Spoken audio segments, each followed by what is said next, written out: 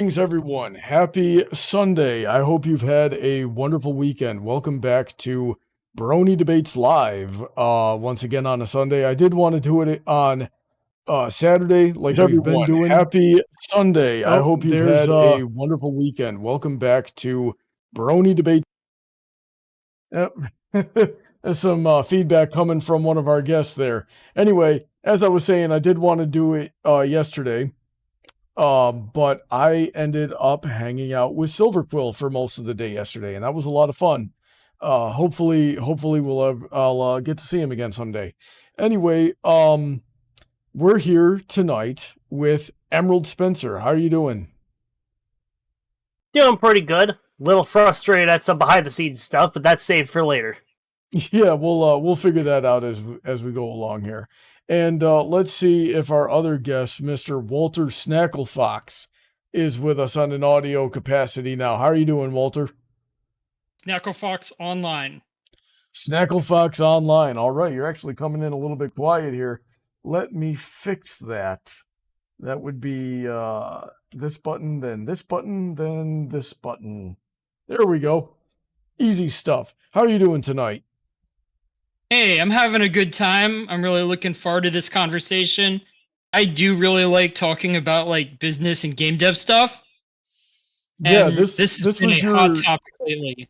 Yeah, this was your area of expertise. Like you went to school for I think you told me once upon a time that your initial goal was to be a game developer.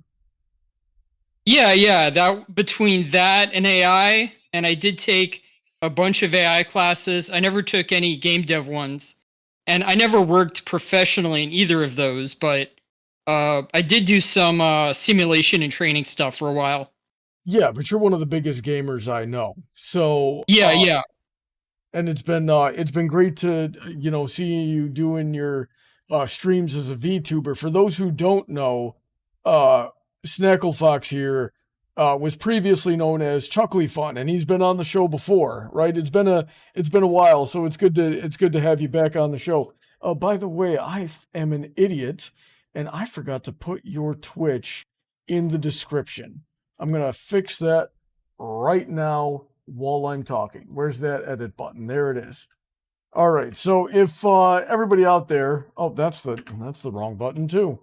If everybody out there refreshes the page right about now, you should see Walter's Twitch channel in the description. Especially if you have a Twitch account, make sure you go subscribe to that. So yeah, that's no need to refresh it, update it automatically. Oh, I love it when it does that. Now then, what have you guys been up to today that was fun? Yes, I had one job, 7 equals 1 heart, and I've always been bad at my job. This has never, ever been a secret. But anyway, Emerald, what have you been up to today? A hearty dose of chillaxin with another hearty dose of trying to update the data pack we use for Heather's Minecraft server. And it turns out that the jump from Minecraft 1.21 to 1.21.2, they changed everything. I can't wait for Minecraft 2 to come out, so I cannot play that one either. They did come out with it years ago. Hold on, let me see if I can get you a link. Minecraft 2? I thought I was just hearing stuff like recently about the Minecraft creator not liking what Microsoft did with Minecraft and then deciding to make like his own Minecraft 2, and that would have been the sequel. So, long story short, for April Fool's Day, when was this? On April 1st, 2013, they released Minecraft Java Edition 2. Interesting. So, that may be fun for a stream for you at some point. Oh, you know darn well. Minecraft and I don't get along. I know darn well that you were thrown onto a server full of people of various levels of expertise being pulled in various different directions, and you didn't actually get a chance to learn the game. You actually seem to be doing decently well when I was walking you through it for that birthday stream we did for me. There was that. There was that, and that was interesting to a certain it was definitely interesting when we did Yeah, all I that. think you would have fun if you just, like, over the course of a week, spent a couple of hours a day playing on a peaceful world where you don't really have to worry about anything, monsters chewing your face off or anything like that. You could just sit there, build a base, farm a little bit, and just learn the game the way I did. I guess so. I've never been that type of like make your own fun type of person. What I think is the best way to like I need a mission. I need a mission, and I like, and that's why I can do all the same stuff in like Pal World. And of course Pal World, the mechanics of that game I would say are a lot less complicated than what you might see in Minecraft. And it's a lot more straightforward, and the game actually tells you how to do it. You know what I mean? I generally go with you, Brony, but Minecraft has been the best of these sandbox games I've ever played. Is that so? Yeah. Yeah. By the way, if I did get the video thing working, if you want to put that up. Yep, I'm actually working on setting that up right now. That's part of the reason why we haven't like officially started the debate yet. Is 'cause Right. I'm working off in the background here while we're just shooting the breeze, trying to get Walter's VTuber pulled up, and we're almost there. it'll be Yep. fun. So let's see here. Just got to do a bit of that. So to touch on Minecraft a little bit more, there is a well-defined path you can take towards a goal if you follow the achievements. Because they tell you stuff like get wood, make a crafting table, make your wood tools, make your stone tools, find iron, find diamonds, go kill the Ender Dragon. Yeah. I'm just working on some filters now, guys. Don't mind me. What do you play Minecraft casually? Me? I have. Walter. Yeah, not that often. If the group wants to play it, I'm usually all for it, and I will have fun just looking for materials. I think that going through dungeons is a lot of fun. I think that building a dumb house is a lot of fun.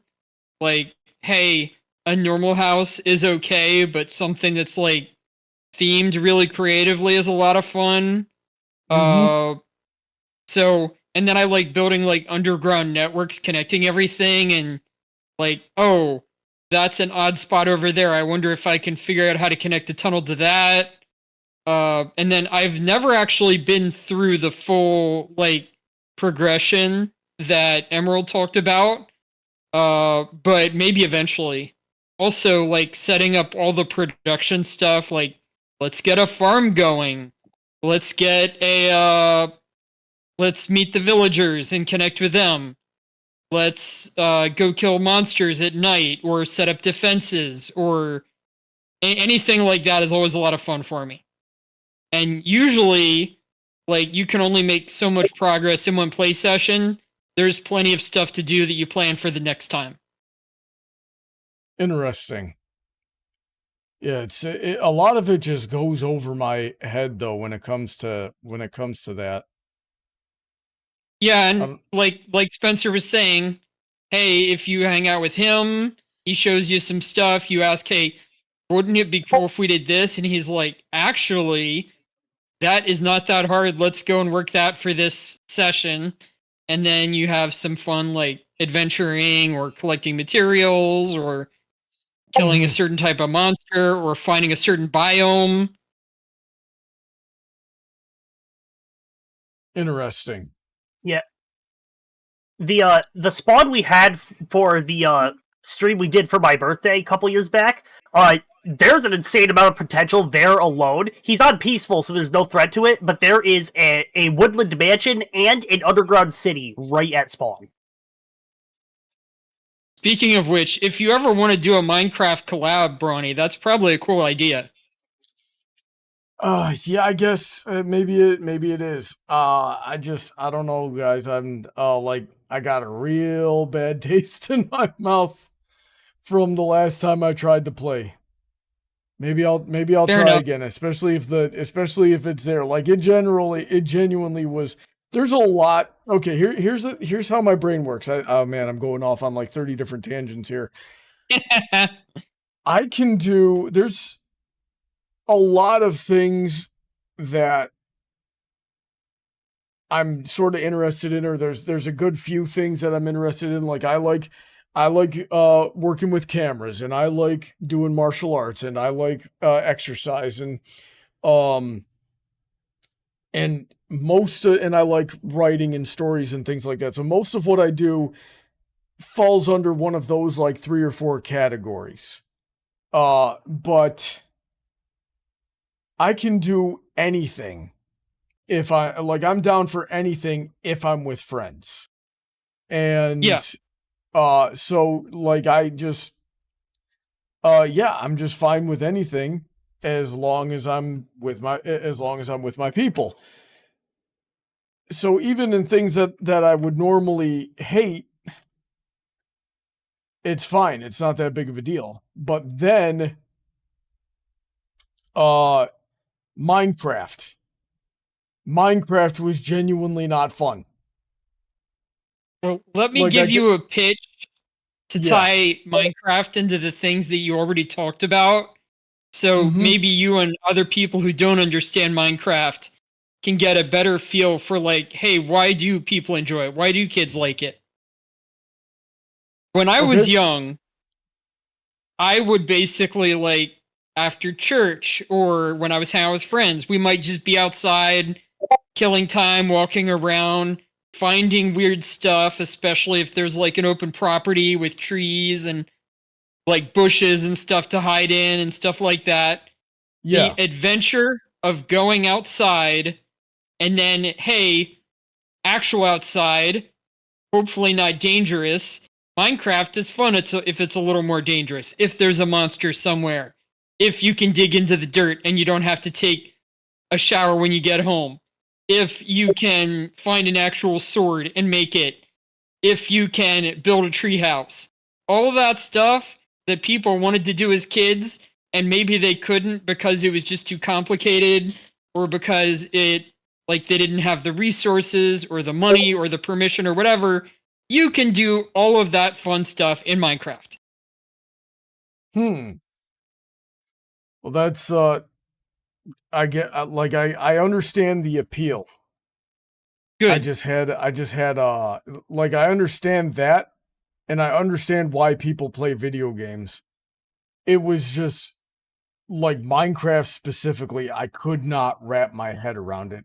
Just like I'm having a whole lot of trouble wrapping my head around why the heck the screen share won't work on OBS while I'm trying to do this freaking thing here. It's actually kind of driving me nuts. It should just be visible. Why isn't it visible?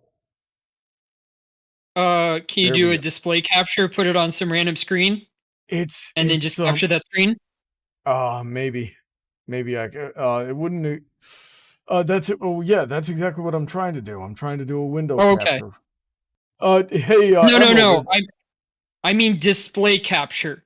You have extra screens, put it on one of the extra screens, capture that entire screen. yeah, let me try that.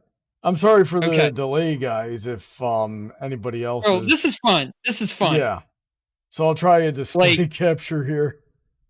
yeah, because we're doing like the warm up. We're talking about games. We're talking about probably, even though it's not live service in most of the ways I'd think about, it is a game that a lot of people want to think about when this topic comes up. Yeah. Oh, wow. Excuse me. Nope, that's not working either. For some reason, I'm making new display captures and it's just not working. Even though What you're would choosing the right precisely be screen. the issue you're having? It's just not showing up in studio mode. Like I'm trying to I'm trying to pull it up, and then I make the window and then it doesn't do anything. let me throw on something and I'll come check it out in person. Okay. Okay. Yeah. So I wouldn't. meanwhile, I wouldn't mind. I wouldn't mind, by the way, if we just canceled the idea of the VTuber on stream and we try a different method next time. Yeah, I thought I could get it set up. All right, I got something going on here. Now then, where's my crop? How's the chat doing? Do they have anything interesting to say so far? A lot of introductions. A lot of teasing Brony. Oh yeah, that's pretty typical. Yeah, all right. 7 equals 1 heart comes in and kind of agrees with you on the confusion around Minecraft. I think they had a different confusion, but still agreeing with you. Mm-hmm. I think they wanted something that was even more like you can do whatever you want. Yeah, I can get behind like doing whatever you want. And that's going to be good for some people, but it is a very complicated game. You know, so it's hard to understand exactly how things work for me. And especially when things are like coming after me, that got really difficult to deal with. Well, that's why I said PC. Yeah. You don't have to worry about that. Mm-hmm. I definitely got into it originally back when it came out, and I never played it as much as other people did. But like I said, if a group wanted to play it, I was very comfortable jumping in and just having simple goals, doing some of the basic things like over and over. Like, hey, it's like my first time playing. I'm gonna carve a hole out into the wall and make a house out, my first house that way. I'll make some really basic coal so I can make torches. I'll chop down a few trees. And then once I get that basic level, kind of like the I'm on an island survival mode done, then I'll start thinking more. And all of that, while talking with other people, is fun enough. Just this idea of putting stuff together really excites me a lot of the time. Because I was like the Lego kid when I grew up. I had like 5 other systems of toys that were all just putting things together in different ways. We had Connects, we had Lincoln Logs, we had Constructs. I mentioned Lego, but we probably had a few other ones too. Mm-hmm.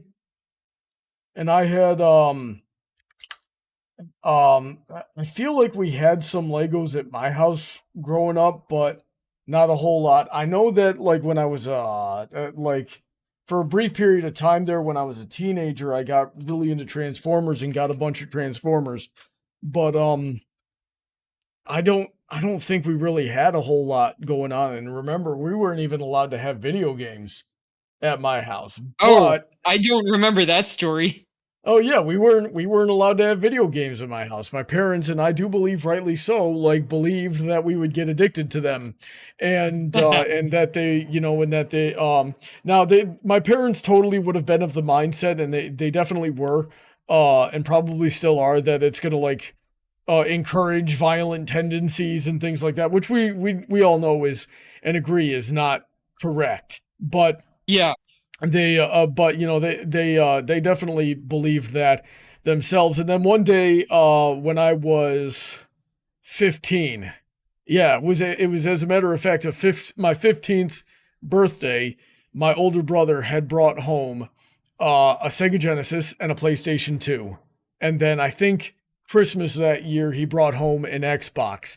And I've said this in stream before, it was very likely, in fact, I think he even admitted later on that he had stolen those consoles from people that owed him money. But we didn't know that at the time, and we didn't know that until probably 15 years later. And we did, but then we played video games, and some of my friends and I would play like, we'd play Street Fighter, we'd play Tekken, we'd play Halo, we'd play Red Faction, SSX Tricky, NBA Street Volume 2, Def Jam Fight for New York, and then we would go outside and we would actually play basketball or snowboarding, or we'd beat each other up, and it was a lot of fun. Yeah. Yep. And with that being all said here, check this out, guys. I'm gonna hit this button and hopefully it works. There we go. We got a VTuber on stream there. How Walter, move around for me. Let me see how that looks. Haha. Yep. Looking forward to having a good time. Yeah, now remember, Welcome, guys. everyone.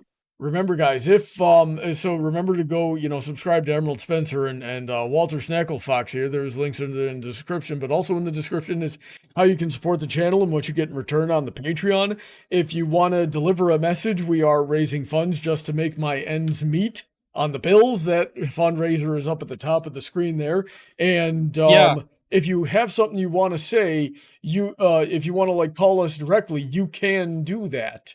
You just gotta get you gotta message me in the Discord server that's linked in the description as well, and tell me what you want to say, and if I find you interesting, we'll bring you on the on-air call and you can say what you want. So with that all being said, let's get back into the actual topic here. Darn near 20 minutes into the actual stream.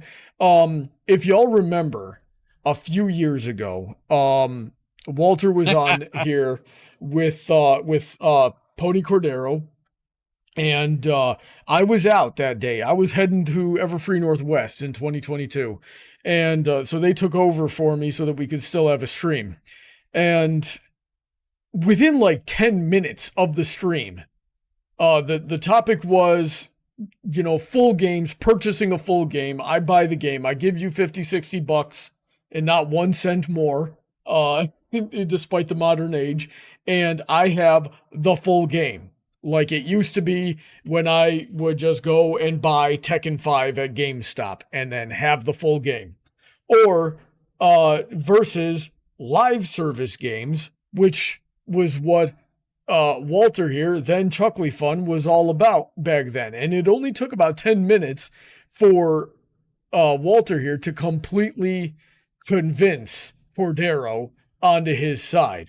And then, and since then, we have seen a lot of problems with the live service model, and it's mostly in that a game will come, people will buy it, and then they shut the game down and it no longer exists. Your money's gone. All that effort you went in is gone. Any friends you might have made that you just had on the servers and you hadn't connected on outside of the platform yet, gone. So the Stop Killing Games movement has actually been around a lot longer than the controversies we've seen around it in the recent years, and this year specifically. And then this year, as it's gaining more traction, we're seeing a lot of game companies, and as well as specifically Pirate Software, making arguments very similar to what Walter was making back in 2022. Emerald, as I understand, takes a position very heavily in favor of things like Stop Killing Games. So I wanted to get these two together for a rematch, as it were, on the topic. So with all that premise being laid, let's get into the meat and potatoes here. So we'll start with Walter. Can you clarify, your opinions of live service being the superior business model for gaming back in 2022? And has your position changed on anything? How does it relate to what we're seeing now? All right. So to start off with, live service as a business model is something that not just this kind of industry niche game that we call live service, but almost all video games have been moving progressively towards as a business model, but maybe they're somewhere in between. So back in the old day, you would buy your game, okay, but then they'd release DLC. And the DLC would kind of be like the most archaic version of live service because you got content updates. Maybe you would download the DLC, or maybe it would be a expansion pack that you'd have to buy in the store. The easier and easier it got to distribute the DLC, and maybe you get DLC like a couple times a year, or maybe like, hey, we'll bring out a new character every few months. The easier it got to distribute DLC, content updates, balance patches for fighting games, because you mentioned Tekken, and if anybody knows fighting games, they kept on having to release new fighting games with weird titles, which were essentially balance patches for the existing fighting game. So everybody wants updates to their games over time. Sometimes it's just releasing it on a new system, and then they're like, oh yeah, we released content updates. We made it look nicer. It can run on a different console, so you don't have to have the existing console lying around anymore. So in some sense, every game out there is doing a little bit of the live service model by having you pay not once, but multiple times for your games. Now, what live service does a little bit differently is it makes everything more regular, more consistent, and this is really good for the developers and in some sense good for the consumer. Things like you can play most of these live service games free to play. That means that you don't have to take a big risk on a game being terrible. You can try it out. You can actually play the full game, not just the demo. Then, when you want more of the game, when you want the premium version of the game, you can pay. Maybe you're paying for skins. Maybe you're paying for characters. Maybe you're paying for to be able to go through the game faster or make it more fun. And then the developer needs these regular payments, not upfront payments, because regular payments help them to keep developing the game and making it better. You pay for the character, but really that the money that you spent and like people who want to spend even more actually are paying for the entire game, putting it out on different systems, bringing out new characters, new levels, new content. And when you're talking things like fighting games, you get new characters, you get content updates. Eventually the game gets stale if they don't do that. So they have to change other things around too. And maybe that leads them to develop the next round of the game. The problem when you do this all at once is that you take a big risk, and we've seen a lot of games lately in the AAA genre take big risks, fail miserably, come out with tons of bugs, and produce a very poor game that nobody, and not just like the big numbers that AAA wanted, but literally nobody wanted, because they had to bet everything or nothing. And that's a bad model. So being able to release a small game, make changes, iterate, figure out what people actually want is a big improvement over certainly AAA. Now, it's a bit nicer if you've got a smaller game that's releasing originally around something like a lot of the gachas release originally. You don't have as big a risk. There's like some in between here. But that's kind of the idea so far. Do you guys have any questions? Yeah, I was just gonna follow up with Emerald what he thinks of that the older topic in general of live service versus buying a full game. And I'm just gonna interject real quick before I pass it over to him in that I think you know darn well what I meant when I said live service. And and because like the way you put it, Walter, had all of this like nebulous, well, technically everything's a live service type of thing. I'm talking about things like Concord, things like Overwatch, where it's really only playable online. Maybe RuneScape, maybe World of Warcraft, maybe or your Genshin Impact, or your Yes. or what's that other one that's like Genshin Impact that y'all have been playing lately? Something Zero? Xenozone Zero. Yeah, you've been all about that one lately too. Or That was my colloquial understanding of the difference between having the full game and having a live service game, where you're just So that paying is where a you're paying difference as well. Yeah. And I definitely like that model as a way to play like, hey, I get not just content updates, but I get regular events. I get like something new and different every month to change up the game. And I find that fun. But and I don't think that I'd play it much if all that was suddenly gone. Like if they stopped updating the game, theoretically I could create a new account and run through the old game, the old quests, and I think that that's nice and helpful and important, but it wouldn't be something that I would consider too important for my experience. Interesting. Emerald, So- what do you think about all this so far? So, I do think, with the definitions we've seen of live service so far, there was a fair bit of conflation between genres, even by you, Brony. When you just mentioned a bunch of live service games, you lumped games like RuneScape and World of Warcraft in with games like Genshin Impact and Zenless Zone Zero, where WoW and RuneScape, I believe those fall under the category of MMO more so than live service games. I would consider them as live service as well for the purpose of this discussion. Though I would say there may be other genre distinctions that might help. Perhaps. Where I'm drawing the line is, technically speaking, if you just cut off the content updates for RuneScape and World of Warcraft, like, theoretically, there's still the massive multiplayer online aspect. Sure, nobody could level up anymore, and honestly, they should probably have a system in place where, like, maybe you could prestige. I don't know, I don't play those games. But, theoretically speaking, the MMO and live service aspects are separate on those games. You can have an MMO game that releases once and just never gets updated. As for...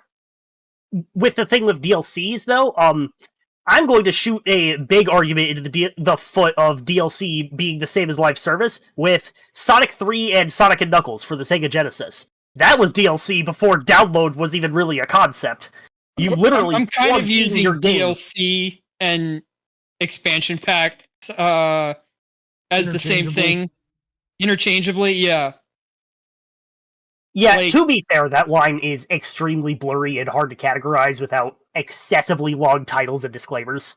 But well, one example that comes to my head real quick to interject is I think it was a Tony Hawk Pro Skater game that came out several years ago at this point, but they shipped the disc with no game on it, and you had to download the game via the disc once you got it home and into your console. And we're talking like a 90 gigabyte download here. Yeah, and similar stuff has been happening with the Switch 2, I believe, where they advertised, hey, we're going to distribute some of these games that you buy in store as just like an empty SD card equivalent, and you're going to put the SD card into your system, and it will download your game, and it will be just like you had bought that game, like, with it installed onto the drive already. But you essentially just got a download code and a extra hard drive to store it on. If I pay for a game at a store and I get it home and I plug it into my console, it better be less than 30 seconds before I hear, oh,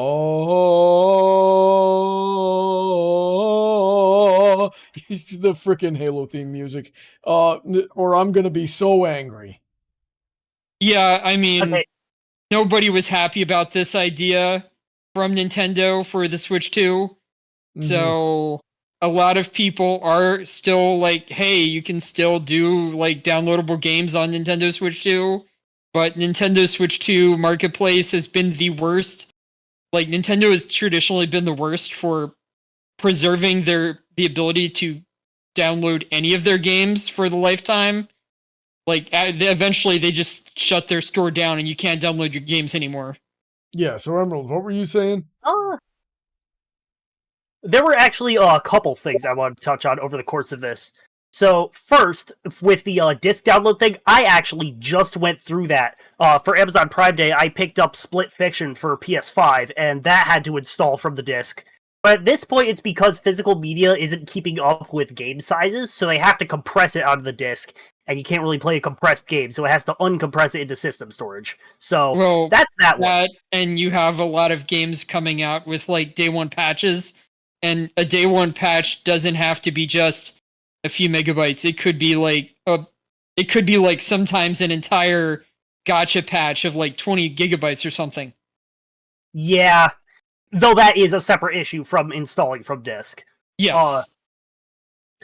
And actually, for anyone curious, that's mostly because with physical releases, they have to get these things manufactured and put out months in advance, and in those months, they do extra development. They realize, oh, there's a game-breaking bug here. We might want to fix that. And that's why I always liked the physical game method. It's like, yeah, I wanted people to take that risk and really make sure that everything was working, because it was an investment, and it really just I think it increased the overall quality on average of what got released. But continue with your point, Emerald. I'm actually going to counter that one real quick. There are a heck of a lot of games from before. Well, I'm going to say before the internet-connected era that have game-breaking bugs to this day. There are ways, through legitimate gameplay, in games like... I'm going to spitball a couple here, I might not be entirely right. I think Legend of Zelda Skyward Sword had a bad one, pretty sure Paper Mario had a bad one. I recall one of the first-person shooters during the PS1 era had a bad one, but just instances where you could just brick your game through... no fault of your own. It's just an oversight by the developers. And because they can't ship day one patches to 20-year-old consoles, those aren't ever getting fixed. You just have to know going in, hey, don't do this, or all of your hours of effort are going to be wasted.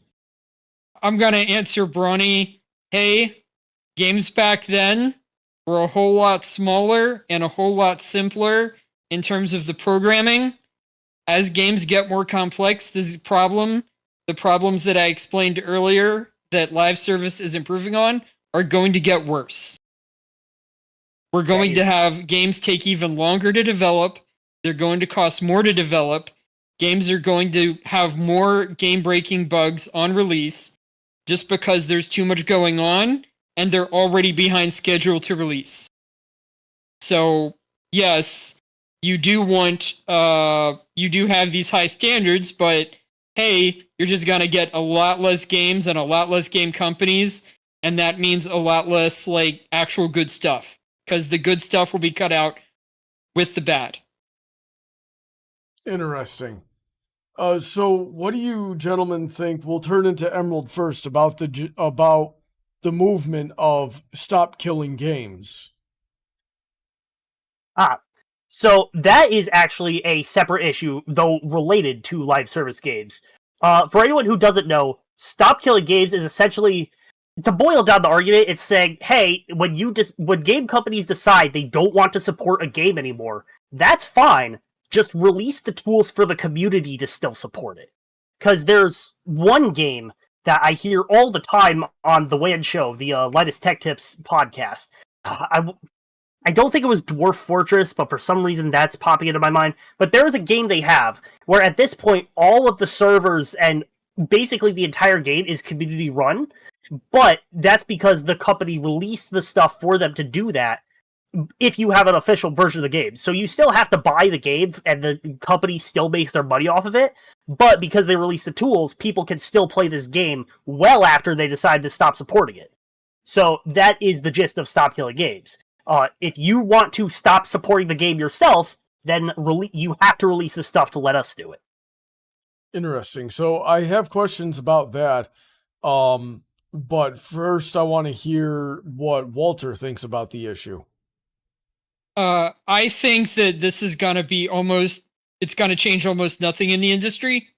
It might change a little bit, but I think that any game company that is worried about this is going to change their development model slightly to get through a loophole, and it's just not going to affect anybody in any serious measure. Oh, so you're thinking they're just gonna find a way around it anyway? Yeah. Hmm. I think that the legislation was more narrow than Pirate Software thinks. And releasing game tools, okay, maybe that'll work out. I'd be very happy if that affected stuff like Genshin, but I don't think it's going to affect stuff like Genshin. I don't think Genshin was in the running to be affected by this in the first place. That's what I'm saying.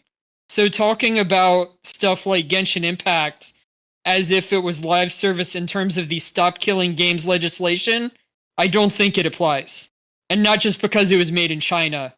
I think that they'll just make games either more like Genshin so that it doesn't apply, or they'll have other loopholes. Okay, so what if we turned the perspective onto games like Overwatch or Halo Infinite, games that are predominantly run online right now? Like, you can't really play those games offline. And then one day, and so they discontinue the service for those games, which I think Halo Infinite already did. And now what do we do about that? That is a more complicated question to answer because it's going to vary game to game. So, like with Halo Infinite, so that one actually does have a paid single player campaign. So that part of it isn't in the conversation for this. So you could still play that one. But as for the online matchmaking, that would strongly depend. Because obviously you have things like ranked servers or for all the server stuff. And that would be something covered by Stop Killing Games, where when Microsoft doesn't want to run those servers anymore, if the legislation were in place, they would have to release the tools for the community to make their own servers for that. However, they do have custom games. I think they just released the tools to be able to do a custom game, essentially. Yeah, that is the part that muddies this for Halo Infinite specifically, is that if the custom games are being done peer-to-peer instead of through a server, then that's already covered, basically. You would lose the matchmaking and the random connection aspects of it. You'd have to go through these custom games and find people to play with, but there's still a way to play online.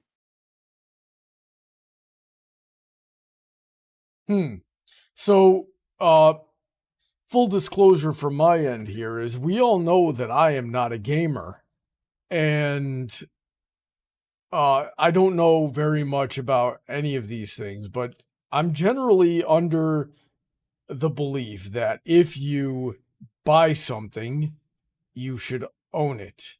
But one problem that I can foresee with something like this that I haven't really heard anybody mention is an issue of cheaters in copyright. So we have another friend who's like not here right now, but we see him all the time, and he was talking about this at karate class one time, and he said that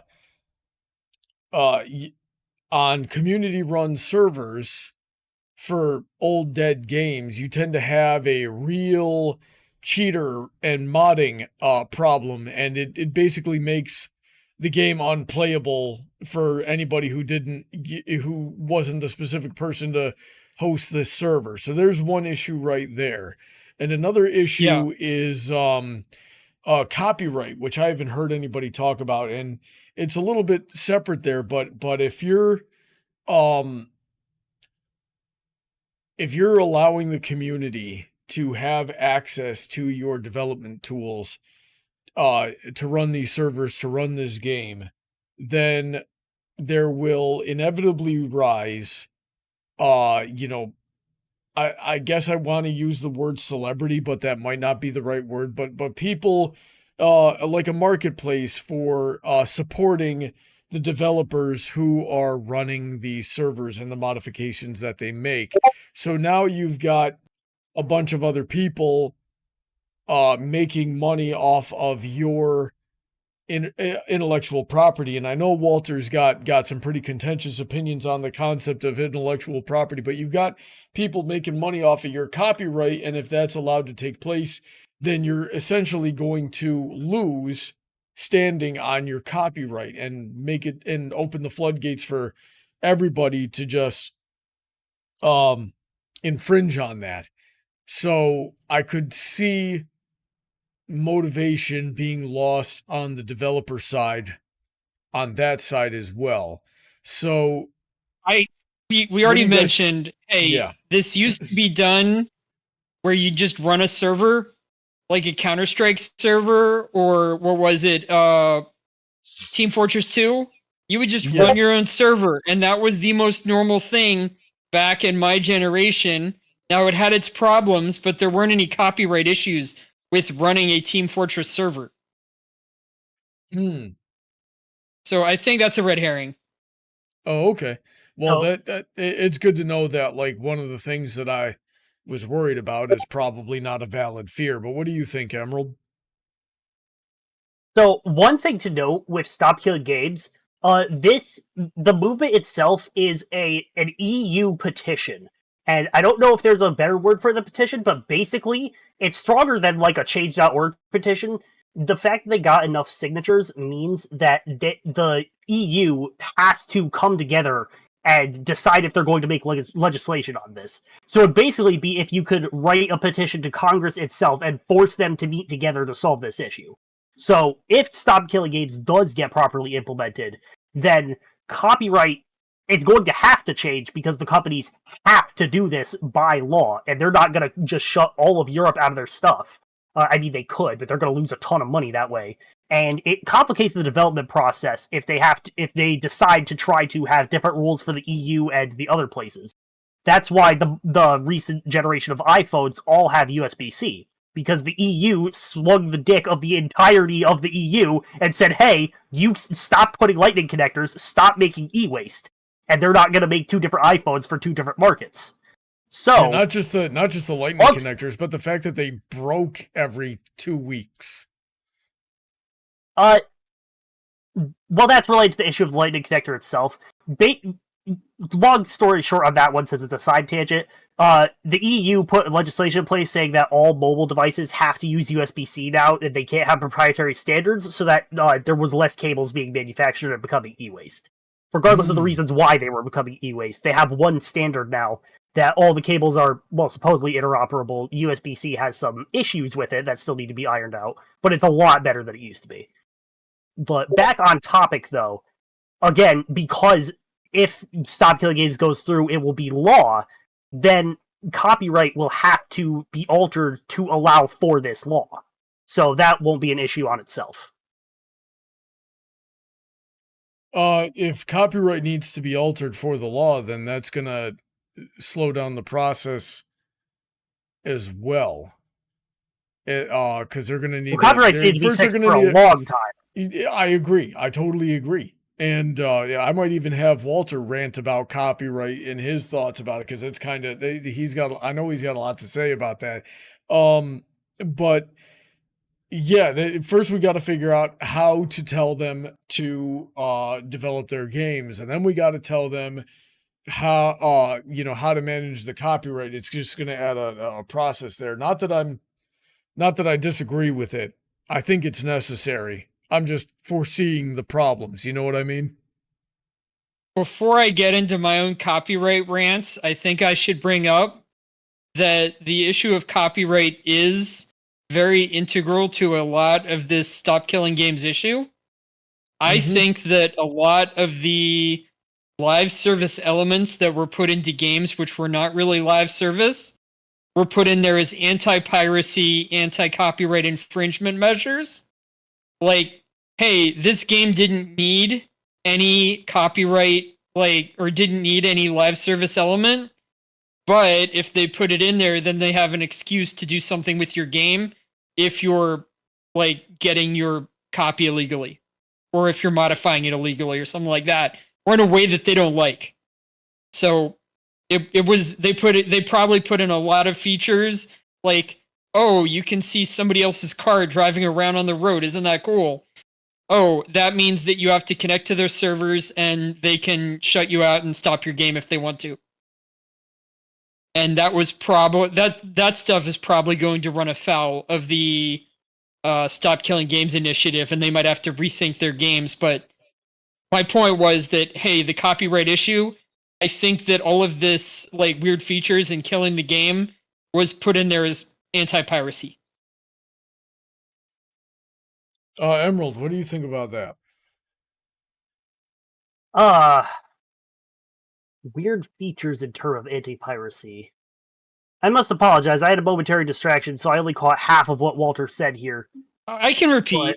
So a lot of games, and these weren't necessarily the ones I was playing, would put in some kind of token internet connection feature, which would do things like, oh, you can see other players wandering around your world, and you can't do anything with them. You can see that they're there. And in order to do that, they have to connect online. And because they have to connect online, they can tell you that you're there. And for some of these, I'm pretty sure that they wouldn't let you play without connecting online, even though the features that you were getting were minimal. And I think that they were doing this essentially just to have some sort of anti-piracy. If they can't connect online, they can't play their game. So we can stop people from pirating the game by forcing them to buy a legitimate copy or something like that. I see. I am reminded of EA's SimCity. When did that come out? Like 2016? They didn't even have the features you're talking about. That was just online connected for no reason. There's no good reason you couldn't play without connecting to the authentication servers, but you had to anyway. Yeah. So I don't think that would run afoul of Stop Killing Games. That is more of a just, hey, let people play their games initiative. That one did have some like online connectivity in terms of like you could play with your friends. So you could have like multiple cities on the same group and you could trade with each other. Okay. Yeah, so in that case, that would definitely fall under Stop Killing Games. If EA is hosting those themselves, and then they decide they don't want to host them anymore, then they would, under Stop Killing Games, they would be forced to release a way for players to do it themselves. Yeah. And, hey, just be able to run the game offline. Don't even need the online connectivity. Just play on my own. Probably be fine with Stop Killing Games initiative. And all they need to do is essentially take out the forced connection. Yep. Is that type of thing gonna work for a game like Marvel Rivals? Is the first example to come to my head, where the whole point of the game is just fighting people online, and there really is no way to put in like a single player campaign. So how would you have a game like that with the option to just play it offline? Well, like you were saying, do you want to go? Yeah, sure. Right. So the simple answer is you don't. That is basically the crux of Stop Killing Games' argument right there. If Marvel Rivals, they decide they don't want to support that game anymore, you just can't play that game. Period. So Stop Killing Games says, hey, if you're going to stop supporting this game, that's fine, we get it, it's a financial burden on you. But then for us diehards who want to play this game, you need to release this stuff for us to host the game for us to play it. All right. Okay, so I get it now. I'm starting to understand with my boomer freaking dinosaur tail end mentality here. Learning things on this stream. Hey, just allowing people to make custom matches or do the old Team Fortress 2 model, and it would be fine as far as the legal situation goes. And are we just at peace with the fact that people are gonna make really crazy mods of the game that are and cheat on the servers a whole lot and make bots and make the game unplayable? Because Team Fortress 2 had that problem for a very long time. Yeah, I mean, that's not a community enforcement. Yeah, a lot of Team Fortress 2 servers, if they're run well, will manage that on their own, and you have to find the good servers. And like you were saying, maybe they have some way to help people like chip in a little bit of money to keep it going, so they can have proper mods in place. Yeah, or maybe they have major like programs in the system. who in that case, who decides to be the enforcer of the community? Like, how is that figured out? well, when you run the server, when you're the mod, you appoint other mods like you would on your channel for YouTube or Twitch, and then those people have superpowers to be able to kick people. And then, hey, you've got usually some other function through community vote to kick people. Mm-hmm. Okay, that makes sense then.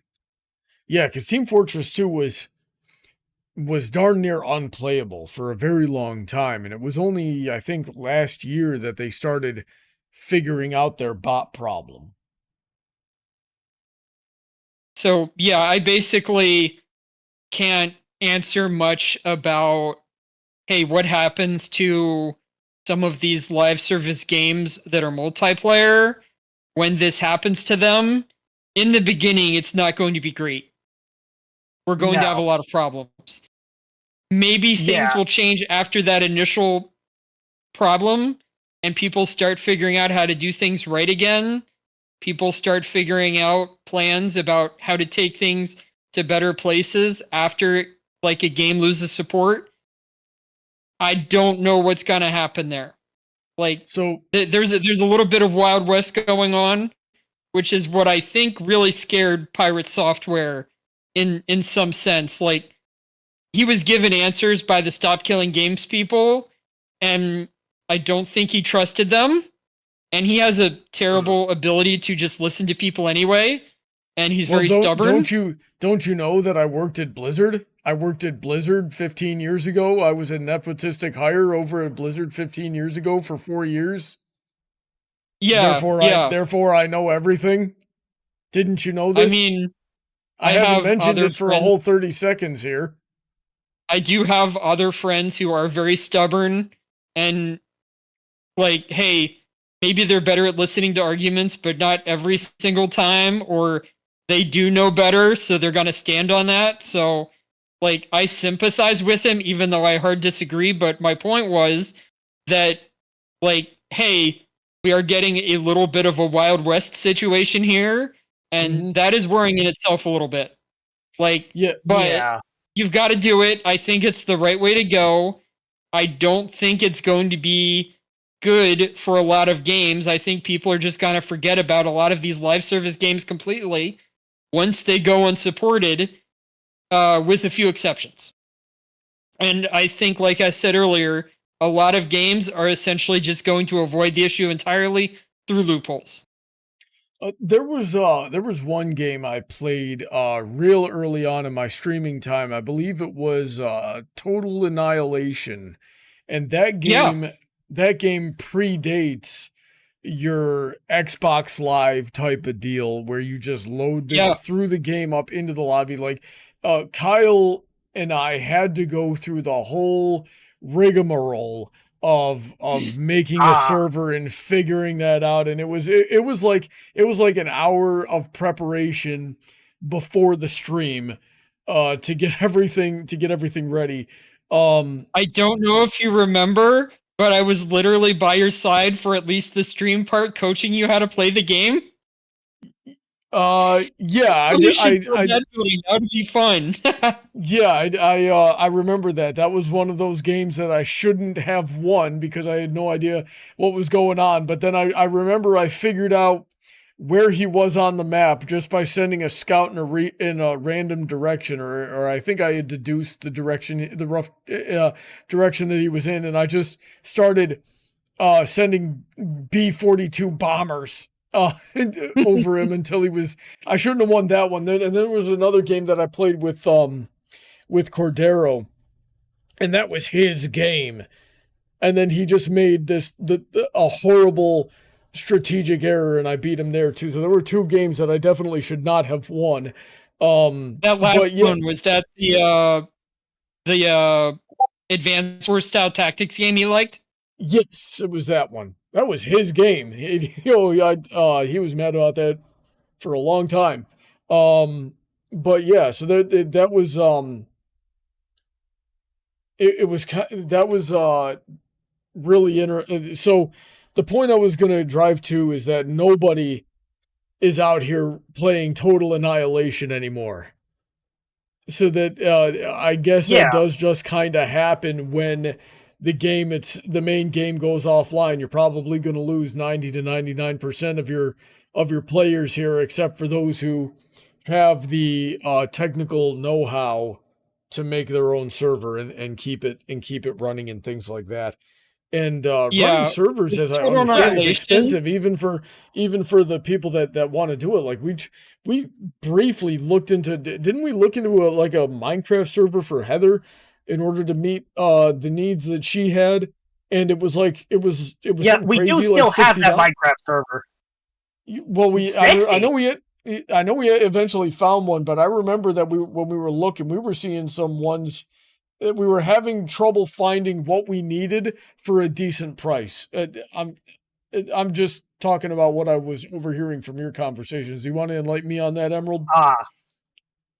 Yeah, so we have a Spring Rack server right now. It's been offline for a little while because I haven't updated it. I need to get back to that, which actually is what I was doing today, updating that data pack. But I'm pretty sure it's like $12 a month.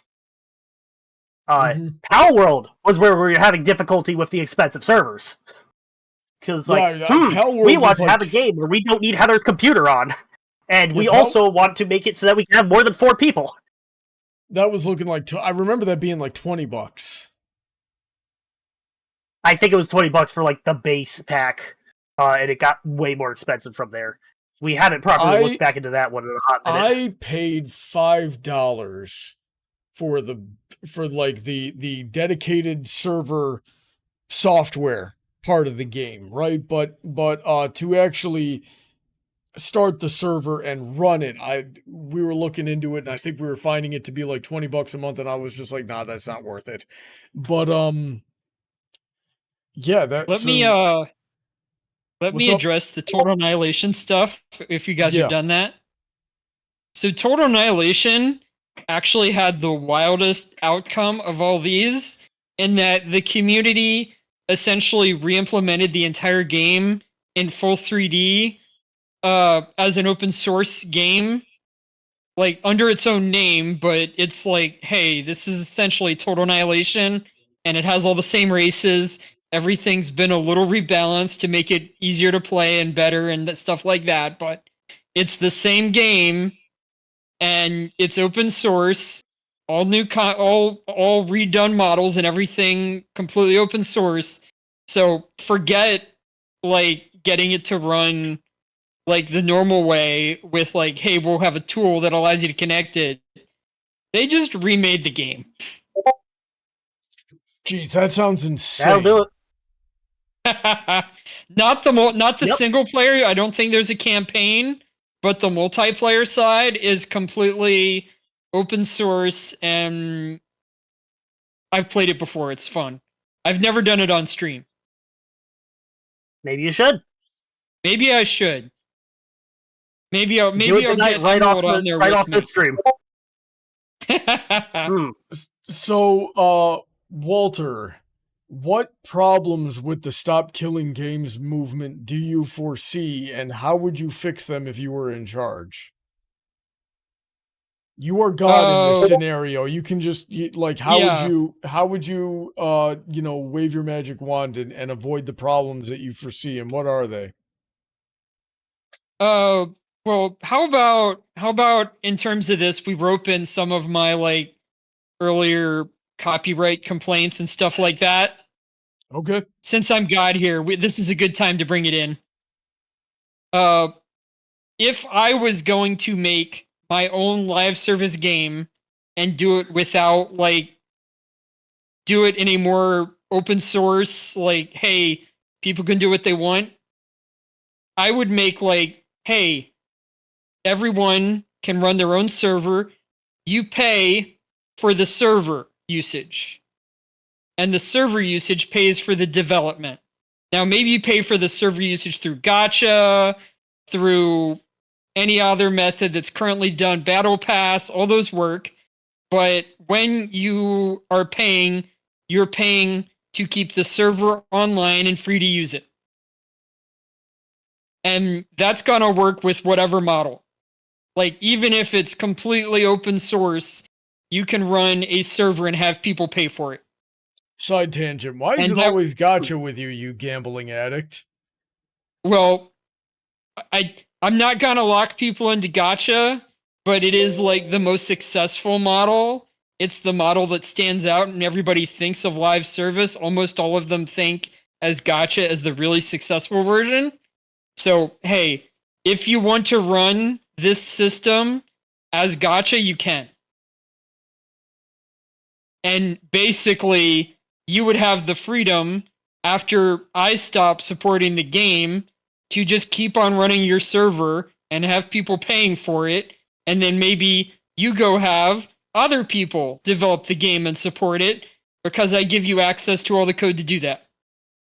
So that's kind of my ideal model if I was going to run this, but I completely understand that that's not going to happen outside of some weird exceptions. Like that's kind of like Wonderland, whatever, wishful thinking.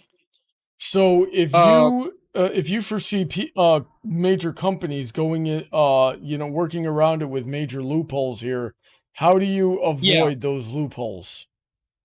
You mean to be able to keep gotcha around?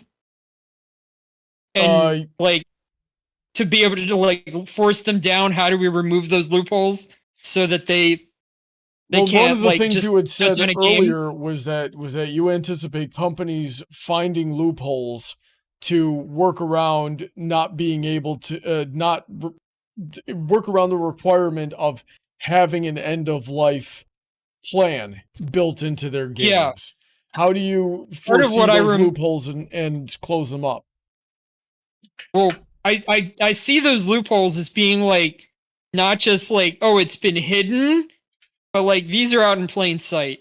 Because I think the Stop Killing Games initiative was created like, hey, we don't want to like really disrupt the industry. We would just want to handle like the obvious cases. Like if most of your game is offline, then we don't want the tiny online portion of your game to break the offline portion. And when you've got a game like Genshin, which is essentially all online for the purposes of implementation, it's just not going to apply. So any other game like the MMOs, like the gacha, which are all online as a type of like anti-piracy measure, they're just going to be protected because the Stop Killing Games initiative just didn't want to take them on, I think, because if they did, it would kill the initiative. Interesting. Emerald, what do you think of all that? So, I don't think Stop Killing Games is even really going after games like Genshin in the first place, because as you were saying, their online portion is really just the gacha type stuff. As far as I know, it's a fully fleshed out. Can you play Genshin Impact offline, actually, now that I think of it? No. Okay. Interesting. You can play it a lot of ways, like you can play it on your phone, but everything connects to the server. If there is ever a server disconnection, if there is ever, like, when they're doing patch updates, you're locked out. You're locked out for a few hours, but you're locked out. You can't even play it offline when a patch is going up. I mean, that would make sense to keep the versions in line. But is there, like, a big multiplayer aspect to it, though? It is the tiniest multiplayer aspect. It is worthless. There are technically people who use it, but the number of people that use the Genshin multiplayer is like, oh, so small it's not even mentioning. And it's even less in their other games. Like Honkai Star Rail, technically you can use your friends' characters for special modes. I don't know if ZZZ even has that. Okay. So, yeah, for games like that, really the only thing Stop Killing Games do would be like, hey, let us play this without it having to phone home to a server that no longer exists. I feel like that would be no. an easier implementation. No, it still runs almost everything on the server. It's not like a game that you have at home like Devil May Cry where you're shooting the gun on your own computer. Your system tells their system that you're shooting the gun. They calculate it out, they respond. Like it is integrated in like an MMO, but it just doesn't have the MMO like, hey, you can see everybody else's characters aspect. That strikes me as a very strange way to design a game. Perhaps, but it's a security measure. It keeps people from cheating. I guess that's fair. There's a lot of stuff in Genshin and all these games that people care about for like certain modes, like the Abyss, the like Gauntlet, end of content stuff where you try to get the highest score, and depending on the score you get like a little bit of currency to spend on characters. And around that and around a lot of other systems, the company wants to make absolutely sure that you're not cheating. So they're going to do the calculations, and they don't want you to slip in some extra damage or kill the boss through a cheat or something like that. No. Alright. So then, in Genshin's case, I suppose the Stop Killing Games initiative there would just make them release an offline version when they no longer feel like developing the game. Or not apply at all. I could see it just not applying at all. I don't know. Perhaps. What do we do Now, when Niantic pulls support for Pokemon Go? Are Pokemon still gonna spawn for us? I don't think the game would work, period, for that one. Pokemon Go is a really complicated one to answer because it relies so heavily on real-world interactions within the game. Like, with tying into open-source maps and all that. Mm-hmm. I think that one would be like Genshin, like, it's almost entirely online. But these arguments could definitely apply a lot more to, like, recent Pokemon mainline games where there are online battling aspects, or like the team ups that we were doing on Heather's streams. We could definitely get servers, private servers going for that type of thing, and there's still a main game that could be played offline, whether or not Nintendo would allow that. But we're speaking of a fictional alternate universe here where Pal World beats the Pocket Pair beats their lawsuit so bad that Nintendo goes bankrupt and has to shut down Pokemon. I mean, you don't even need to go that far. Sorry. Yeah, so for the Pokemon example, I mean, they've already shut down the servers for 3DS stuff. So for Pokemon X, Y, Omega Ruby, Alpha Sapphire, Moon, Sun, Ultra Moon, and Ultra Sun, those online features just don't work anymore. You can't even send Pokemon from Gen 6 to Gen 7 because that relied on Pokemon Bank. And I don't think that Stop Killing Games would help out with that. Probably not. But Nintendo actually gives us a perfect example as well with Mario Kart Wii. There is a very big, very active fan-made server community around that one. Yeah. And they've even dealt with the cheater issue that was brought up earlier. And someone was found that someone could basically wire an Arduino to a Wiimote and use that to run tasks on online matches. So they solved a way around that. They shoved in ghost inputs that you wouldn't feel as the real player, but would royally screw up tasks. So, yeah, I'll see if I can find the video of that in my history and send it to you guys. It's actually a very fascinating watch. Yeah, Nintendo shuts down their multiplayer connections and their online marketplaces faster than their competitors, I think. Yeah, like as far as I know, most of Xbox's stuff is still online. And a lot of Xbox and PS2 or in PlayStation stuff also tends to get, at least some of it tends to get uploaded. Like, hey, you can just play the old game on the new system sometimes. Is there any chance? I know have to buy it. Go ahead, Emerald. Yeah, I know with PS3 it's really complicated because that had a royally exotic processor. That's basically the reason PlayStation streaming stuff exists because you need a supercomputer to emulate those games. But PS5, yeah, I can play pretty much any PS4 game, no problem. Wait, so PS5 plays PS4 games better than PS3? Yeah. By the PS4 generation, they were essentially standard x86 computers. I'm pretty sure they straight up use Ryzen hardware. Okay. But PS3 had its very own custom cell processor with a completely out there architecture. They actually, I remember seeing in multiple videos, PlayStation intentionally made their platform harder to develop for, so that companies would be so dedicated to this, they wouldn't be able to multi-platform release because all their resources would be taken up developing for the PS3. How'd that one work? Not very well. No. They were advertising it as like a high performance, like scientific computing option if people wanted to try it out. I don't know if anybody ever did. I know there was at least one place in the Middle East that made a supercomputer cluster out of PS3s because they were either locked out of or heavily tariffed on actual computer hardware. Like, yeah, original PS3, you could actually, I think all the PS3s, you could run Linux on it. Heck, I'm pretty sure PS2 could run Linux. Yeah, I mean, you can port it to it. Everything I've heard about Linux, I wouldn't be surprised if you could run it on a gosh darn potato.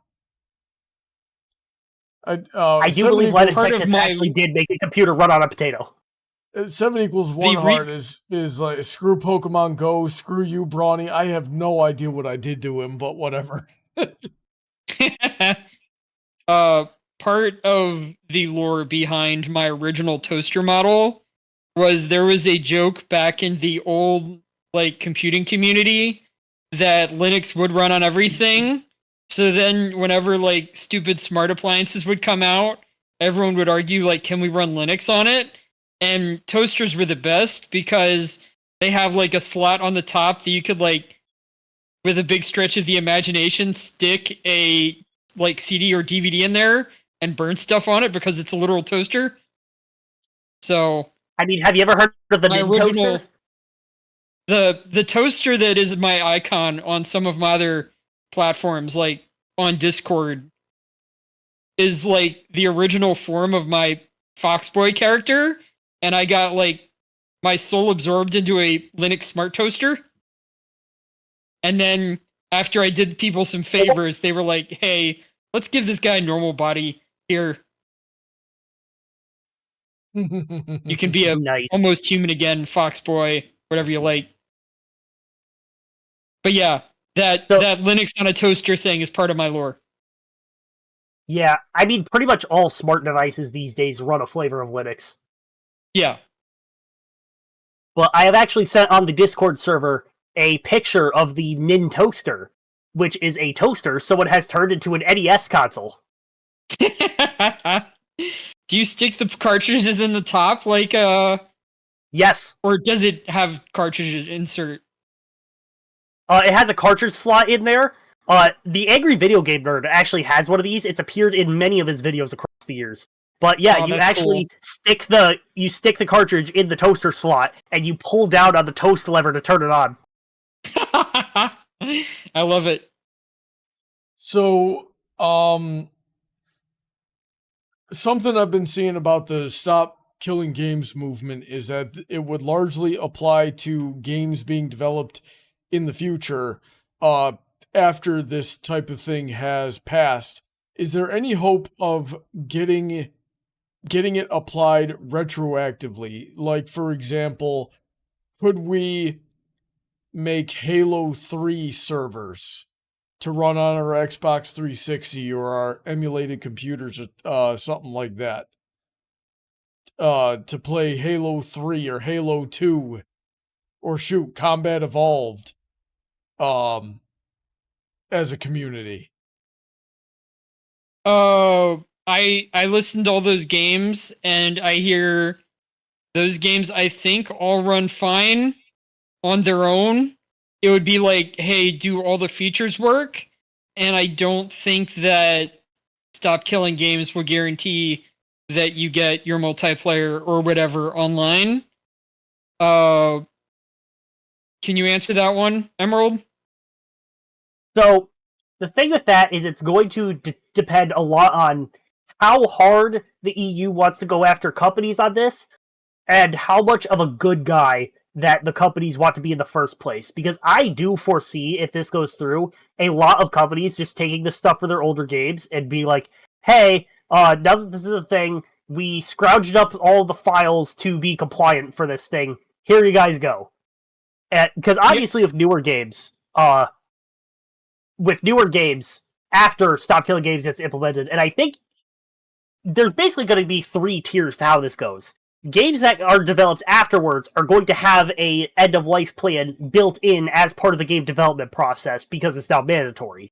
Yeah. The difficult ones are going to be current games because they're now going to have to scramble to implement their end-of-life programs when before their end-of-life plan was wash our hands of it. Oh, well, I hope you didn't like this one too much. Yeah. And as for older ones that have got thoroughly discontinued, I mean, in some cases, I remember there was one game from an indie developer that they had to delist from the Steam store, even though it had a big active player base, because they said, hey, we basically sucked at data backup during our early days. We don't have the source code for this anymore. We can't fix this game. We can't security patch it. We're just going to delist it so that none of you guys get hacked because of it. Yeah, that was a very famous WAN show clip. I'll see if I can pull that one up to show you guys later. I know that one of the criticisms that the industry is having towards this movement is that it would de-incentivize the creation of these games in the first place. Some have even gone as far to say that it would kill the gaming scene entirely. I don't believe that for one gosh darn second, because you mean to tell me that they're going to choose to make no money forever and shutter everything rather than just spend a few extra bucks. I say a few, but we'll say $1 million as a part of their already $60 million budget or whatever the frick during the production of making these games. I don't believe they're going to do that. Depending on how things work out, like if they're forced to make additional tools, that might create additional barriers to entry and we could get less games. Like I said, my opinion is... a problem with it. I don't see a problem with that. I think that would prevent... I think that would lessen the likelihood of getting another Concord. Yeah, I mean, I think Concord would be fixed better by my... Like, hey, if it was an actual live service game, if they actually spent like a year or two developing it and then added content progressively rather than trying to spend, 12 years and release their perfect game, and like essentially the game was completely like hidden in development up until the point when they released it. That's not how these games work. You have to advertise, you have to market based on the characters. They would have figured out that people didn't like one single one of their characters long beforehand. So as a live service game, they just didn't develop it using any of the advantages. Yeah, the only games I think they wouldn't develop are the games that suck. I do worry a little bit, depending on how it's worded, depending on how it's implemented. Like, are you forced? What type of game tools are you forced to create? Or like my instinct was they're just going to make the games differently, so none of the law applies. How do you guys think? I'm sorry. Go ahead, Emerald.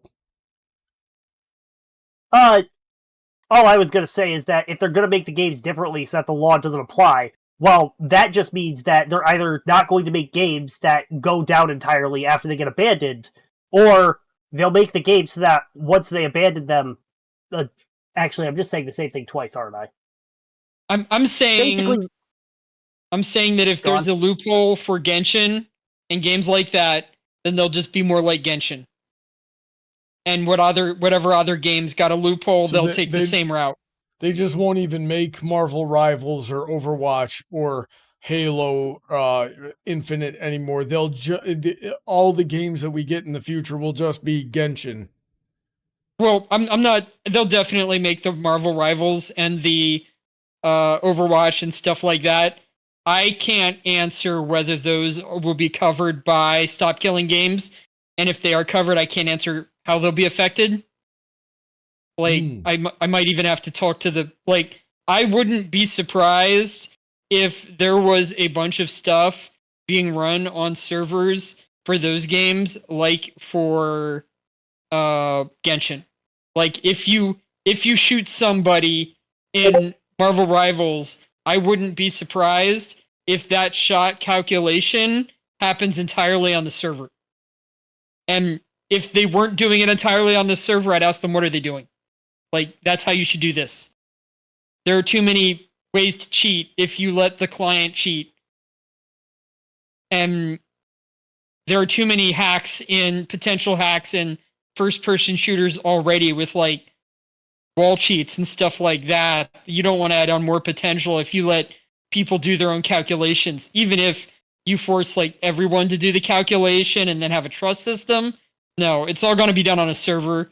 You're going to have to essentially get, like, have them give you some way to run that server on your own if Stop Killing Games, like, forces them to. Do you guys think that if Stop Killing Games goes through, it would affect the way that, well, a lot of gaming companies now are doing this, but Nintendo's been the most notorious lately, of the way that they structure their end user license agreements, that they would actually own the games that they buy and be able to play them.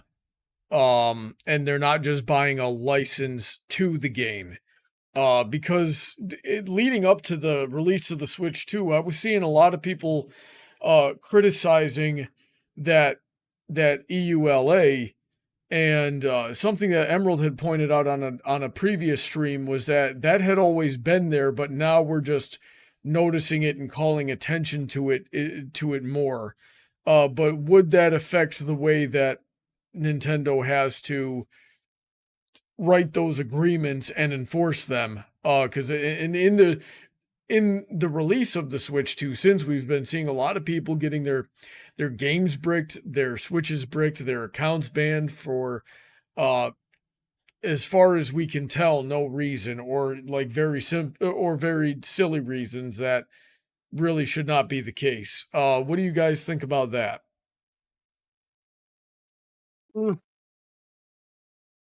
I don't really think EULAs will be changed all that much. Especially because I'm doing something right now that we really should have done since the start of the stream. I pulled up the Stop Killing Games website and I'm reading through their FAQ right now. Thank you. But yeah, I put the link in the Discord server. There is, I think, a lot of EULA language which has not been tested in courts, I think, and that's going to make, like, a lot of the stuff that they put in there, whether it's enforceable, like, kind of speculation. I do think that in the future we're going to see a lot of those things brought up in court, and we're going to find out what is enforceable and what isn't. I do not think that we're going to change significantly the language of what you own, but I could see there have been decisions on that in the past. They tended to be around physical items. I don't think that they applied, but I'm not sure if you just had, like, a digital item. Indeed, but I do hate the idea of essentially renting a game for full price. And that's what this is largely becoming. And then, of course, we really open the door to... Let me get back to part of the original idea of the live service. Number one, a lot of these are free to play. Not all of them, but a lot of them are. And number two, if you do play, you tend to pay for that month. You tend to pay a little bit at a time for the games that you're actually playing. So I don't want you paying for a full game. I want you paying like, hey, I should go and play that game somewhere this month. I'll give them $5. Alrighty then. Well, I've asked all the questions that I could have thought to ask, especially as, somebody on the outside who doesn't know anything about video games. Is there anything else you guys want to add or take away from the discussion before we go to audience participation? We did have kind of a discussion at the beginning on what is a live service game, and most of Emerald's response to that was like, hey, let's talk about genres, but I didn't hear much of his response to like, hey, like, are live service games, if they're done right, good? Is the problem mostly that they're not being done right? Or are there other issues? What do you think, Emerald? I don't really have a fully formed opinion on live service games. As the ones with like gambling aspects to them, I do find problematic, especially the ones I know with I keep defaulting to Genshin, but my sister explained to me years ago that game has a pity system to its banner pulls, where if you don't get the title character a certain amount of times, you're essentially guaranteed after a certain amount. Yeah. So I think that I hesitate to say that it's not problematic, but I'll say it's less problematic because the gambling is essentially getting it early versus paying full price for a new character. I would be very happy to do a different debate separately on gacha entirely. That's probably warranted. I wouldn't be against that idea either. It's another debate where I don't really have to do a whole lot of my own thinking. I just got to listen to you guys and ask questions when they come up. I love getting paid to not work. Yeah. Okay, just for that, the week that we have the Genshin debate, I'm making you play Minecraft. I'm gonna hurt you. You're gonna hurt me extra hard because I'm going to pay you $100 to do it in the way of office showering you in singles. I would not appreciate that. That would just make a mess. All right. 7 equals 1 heart saying I would love to join in that debate. So, I guess we'll have that conversation another day, and we'll move on to audience participation. I only had a few in the chat. That chat was pretty quiet today, but we've got 7 equals 1 heart at the beginning saying, nice, you are one step closer to having Iron Mouse as a guest star. How do we get Iron Mouse on the show? Fun, but... How do we get Iron Mouse on the show, and what do we talk to her about? We'll get her on here to debate the mechanics of the American healthcare system. If you get Iron Mouse on here, the first thing she's going to do is try to get you to become an actual VTuber. She's done this to so many people. At least try it once, she says. I'm not against it just for the grift, because like that's the whole reason I play video games on stream too, is just because I'm trying to pander to people who like watching video game streams.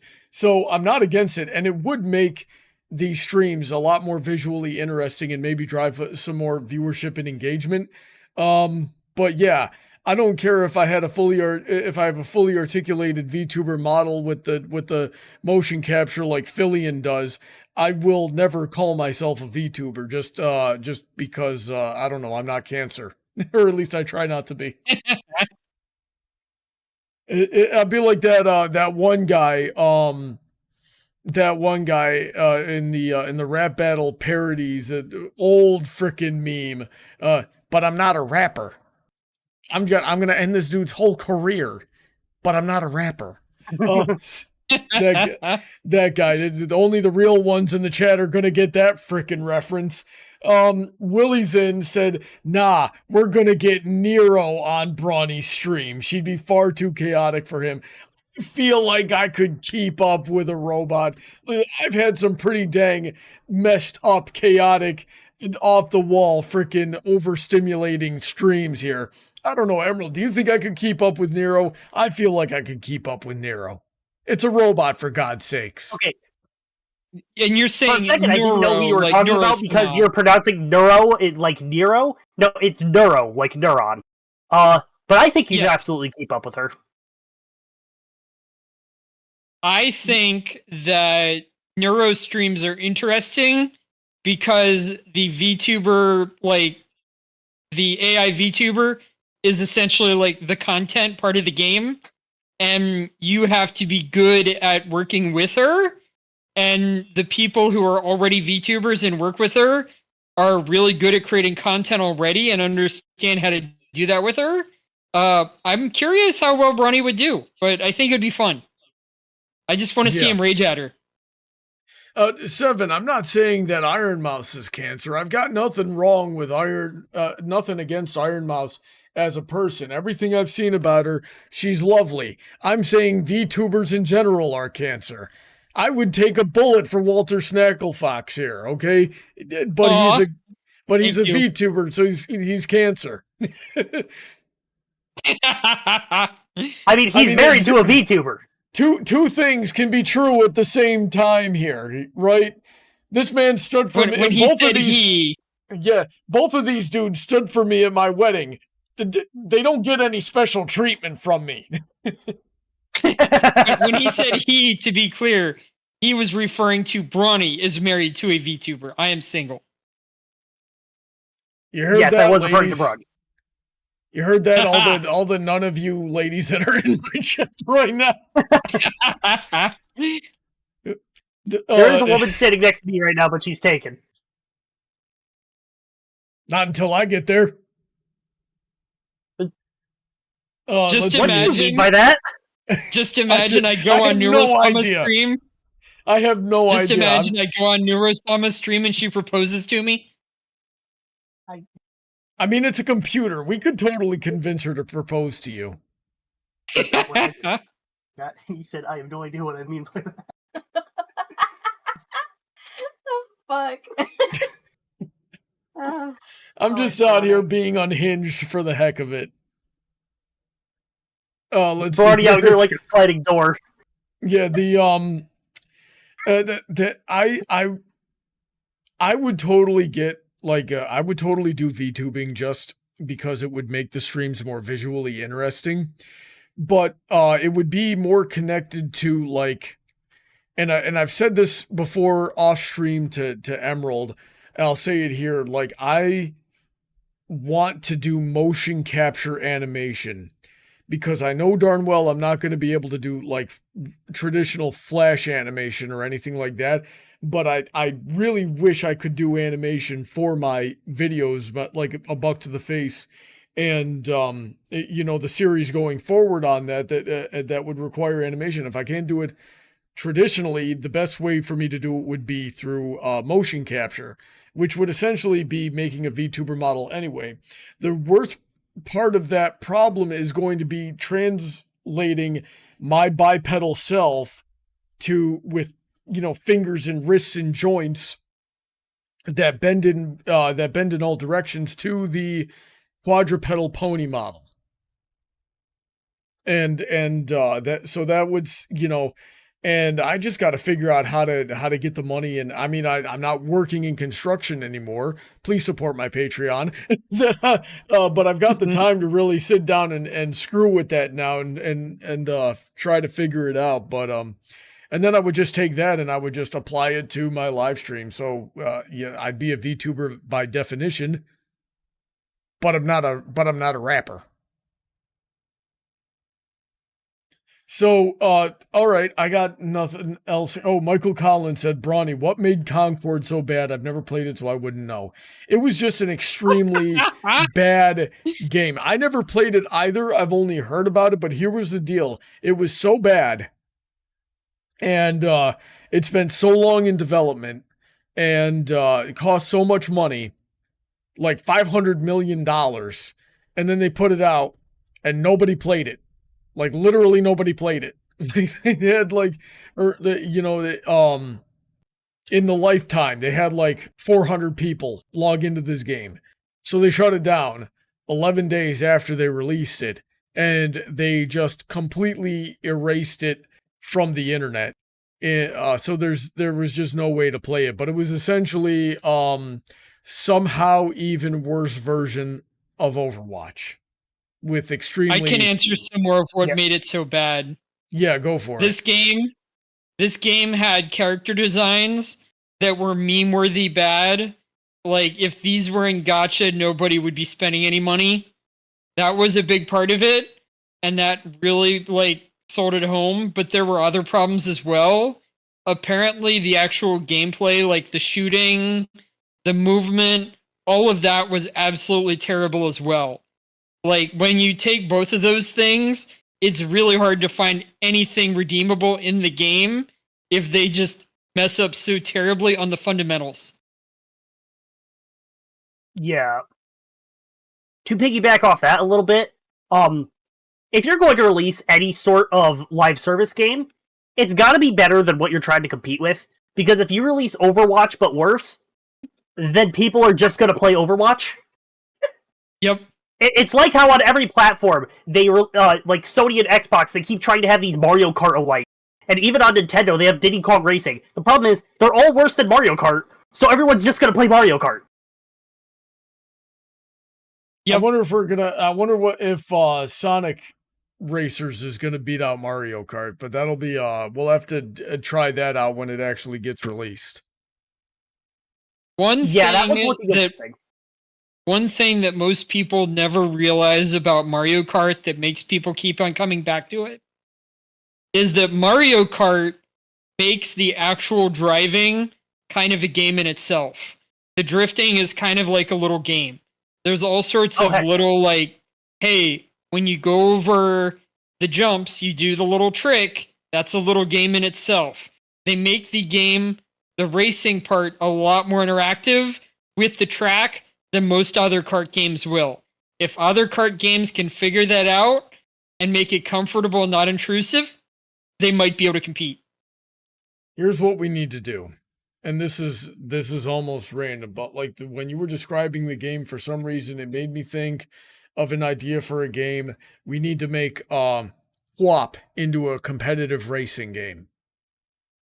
Yeah, I think there's potential for that. That would be hilarious. I think it would be kind of more like a meme game, like Dive Kick, but I want to see it, and I don't think it would be that hard. Dive Kick is not a bad game, though. Well, I meant meme game in the sense that, like, you don't spend a lot of time on it. The actual, like, people playing it anymore is very low. It gets brought up as memes, and that's how it lives on. But yeah, then. If you ever want to do a Dive Kick collab, I'm open. I think you and I have played it once on stream before. Really? At least once. I'll have to check my playlists. But okay. Yeah, but we're gonna wrap up this stream, and I'm already 15 minutes late for my other stream, but whatever. I make the rules here. So just give me a couple of minutes, guys, to and I would encourage Emerald to come over here and get a bowl of stew. I'm gonna go get a bowl of stew and something to drink, and then we're gonna come back and play some Mass Effect with Princess Heather Blossom. So I hope to see you all there. Until then, thanks for tuning in. We hope you had fun. Consider supporting the channel. Stay safe. God bless, and say goodnight, everybody.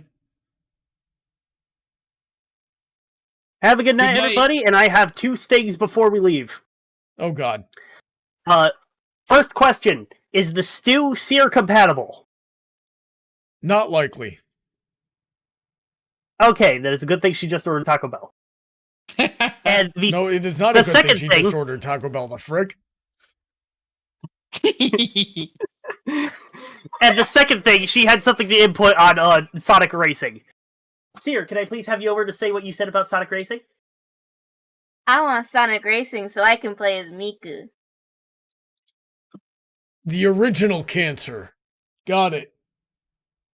What? That's very par for the course for you, Seer. I will gladly die for her. Yeah, I'm sure you would. Right. Then you will die. Good night, everybody. Have a good Walter night. Snacklefox here. Go watch my streams. And, hey, I'll come on again sometime. We'll talk more other stuff. Yeah, what's your next stream? What are you doing next, Walter? I definitely have a Genshin stream coming up next week. They're releasing an Effa, who is like a electric robot who creates lightning, like clouds. And I'll probably get her. And then, if that stream doesn't take 2 streams, but it probably will, I definitely want to do a reading stream again sometime soon. One heart. Until